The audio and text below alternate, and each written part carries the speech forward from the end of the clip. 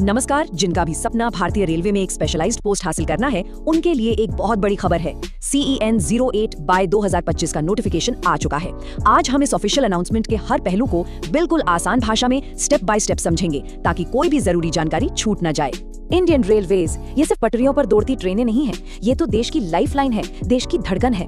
इसका हिस्सा बनना मतलब सिर्फ एक नौकरी पाना नहीं, बल्कि उस विरासत से जुड़ना है जो हर रोज करोड़ों जिंदगियों को उनकी मंजिल तक पहुंचाती है और देश की तरक्की को रफ्तार देती है। और साल 2025 में इसी विरासत से जुड़ने का एक शानदार मौका सामने आया है। रेलवे रिक्रूटमेंट बोर्ड ने आइसोलेटेड कैटेगरी के लिए भर्तियां निकाली हैं। अब यहाँ एक बात पर ध्यान देना बहुत जरूरी है, ये कोई जनरल रिक्रूटमेंट नहीं है। ये खास तौर पर उन प्रोफेशनल्स के लिए है जिनके पास कोई स्पेशल स्किल या हुनर है। तो सवाल उठता है कि आखिर मौका कितना बड़ा है?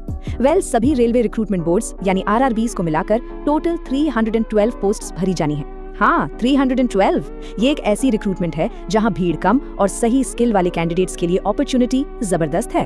तो सबसे पहला सवाल तो यही आएगा कि ये पोस्ट है कौन सी। चलिए देखते हैं कि इस रिक्रूटमेंट ड्राइव में कौन कौन से पद हैं और सबसे ज्यादा मौके कहाँ मिल रहे हैं।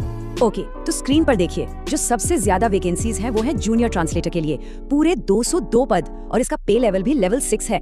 इसके बाद आते हैं लैब असिस्टेंट, जिसके लिए 39 पोस्ट हैं, और चीफ लॉ असिस्टेंट के लिए 22 पोस्ट। एक बात साफ है, इन सभी पोस्ट के लिए अपने अपने फील्ड में एक्सपर्टीज जरूरी है। अच्छा, पोस्ट के बारे में तो जान लिया, अब आते हैं सबसे जरूरी सवाल पर, कौन इन पोस्ट के लिए एलिजिबल है। चलिए इसकी कोर रिक्वायरमेंट्स को चेक करते हैं।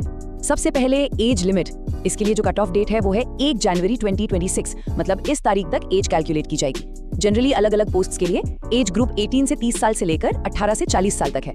हाँ, और रिजर्व्ड कैटेगरीज के लिए सरकारी नियमों के हिसाब से छूट भी मिलेगी। अब बात करते हैं एजुकेशनल क्वालिफिकेशंस की। देखिए, हर पोस्ट की अपनी अलग डिमांड है। जैसे जूनियर ट्रांसलेटर के लिए मास्टर्स डिग्री चाहिए, वहीं लैब असिस्टेंट के लिए साइंस के साथ 12th पास होना जरूरी है। इसलिए एक बात बिल्कुल साफ है, अप्लाई करने से पहले जिस भी पोस्ट को चुन रहे हैं उसकी क्वालिफिकेशन ऑफिशियल नोटिफिकेशन में जरूर चेक कर लें। एलिजिबिलिटी की लिस्ट में एक और इम्पोर्टेंट चीज है मेडिकल फिटनेस। हर पोस्ट के लिए खास मेडिकल स्टैंडर्ड्स सेट किए गए हैं, खासकर विजन स्टैंडर्ड्स जैसे B1, C1 और C2। इसे हल्के में बिल्कुल नहीं लेना है। अपनी पोस्ट के लिए क्या क्या जरूरी है, इसकी पूरी डिटेल के लिए नोटिफिकेशन देखना ही होगा। तो मान लेते हैं कि एलिजिबिलिटी क्राइटेरिया मैच हो गया। अब आगे क्या? अब बारी है एप्लीकेशन प्रोसेस की। चलिए इस पूरी ऑनलाइन जर्नी को बिल्कुल सिंपल स्टेप्स में ब्रेक डाउन करते हैं। पूरा प्रोसेस 5 सिंपल स्टेप्स का है। स्टेप 1, RRB के ऑफिशियल वेबसाइट पर एक अकाउंट क्रिएट करना। स्टेप 2, एप्लीकेशन डिटेल्स फिल करना। स्टेप 3, एक लाइव फोटो कैप्चर करना। स्टेप 4, सिग्नेचर अपलोड करना। और आखिरी स्टेप 5, फी पे करके एप्लीकेशन सबमिट कर देना। बस इतना ही। यहाँ एक प्रो टिप है, जिसे ध्यान से सुनिए क्योंकि यही सबसे ज्यादा गलतियां होती हैं। लाइव फोटो के वक्त बैकग्राउंड बिल्कुल प्लेन रखें और डार्क कलर्ड शर्ट पहने। और सबसे इम्पोर्टेंट, सिग्नेचर हमेशा रनिंग स्क्रिप्ट में होना चाहिए, मतलब लिखने वाले स्टाइल में।